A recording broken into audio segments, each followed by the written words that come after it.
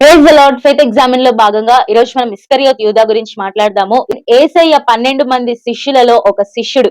అయితే ఇస్కరియోత్ యూదా తనకు కలిగిన ధనాశ వలన యేసయ్యను అమ్మివేశాడు. శిష్యరికాన్ని కూడా పోగొట్టుకుంటూ వచ్చాడు. తనకు తానే తన ప్రాణాన్ని తీసివేసుకున్నాడు. ఆశ మంచిదే కానీ దురాశ మంచిది కాదు. యేసయ్యను తను అమ్మివేస్తూ వచ్చాడు. యేసుప్రభు వారు అందరి పాదములు కడిగేటప్పుడు అందరూ నేనా ప్రభు అని అడిగితే ఇస్కరియోతు కూడా నేనా ప్రభు అని తెలియనట్టు అడిగాడు. ఒకవేళ అక్కడ నేనే ప్రభు అని నిన్ను అమ్మేస్తుంది అని అంటే ప్రేమ కలిగిన దేవుడు అక్కడే ఇస్కరియోతు యూద ఒకవేళ అప్పగించినా కూడా అక్కడే తనను క్షమించేవారేమో, కానీ తను అలా ఒప్పుకోలేదు. మన జీవితంలో మనం చేసిన తప్పు ఒప్పుకోవడం అనేది చాలా ప్రాముఖ్యమైన విషయం.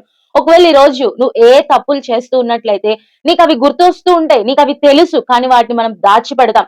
అతిక్రమములు దాచిపెట్టువాడు వర్ధిల్లడు, వాటిని ఒప్పుకొని విడిచిపెట్టువాడు కనికరము పొందును. కాబట్టి ఒకవేళ ఏదైనా తప్పు చేసింటే యేసయ్యను అమ్మివేయకుండా యేసయ్యను నమ్ముకుందాం.